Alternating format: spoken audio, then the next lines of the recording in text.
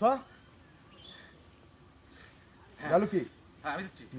তুই চুরি করছিস, আরেকবার দিয়ে। তুই চুরি করছস? হ্যাঁ চুরি করছে, আর সেটা আপনার জন্য চুরি করছে। আমার জন্য মানে? আমার বাবা আমার বাবা 5,000 টাকার জন্য আপনার কাছে গেছিল, 5,000 টাকা ধার চেয়েছিল। বিশ্বাস করেন 5,000 টাকা আমাদের অনেক দরকার ছিল। আরে শাস্তি দেন আপনারা। তুই চুরি করলি কেন? আপনার জন্য চুরি করছি। আমার জন্য মানে? হ্যাঁ আপনার জন্য। আমার বাবা ওর আব্বা, আমার বাবা দিছি। আমার জন্য মানেটা কি? হ্যাঁ আপনার জন্যই। আবার যাই, হ্যাঁ। এই হুশ করে কথা ক। আমার জন্য মানেটা কি? হ্যাঁ আপনার জন্য আমি চুরি করছি।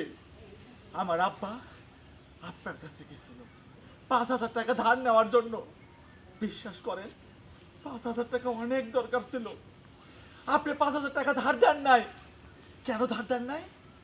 আমার বাবা ফেরত দিতে কেন কেন ধার দেন নাই?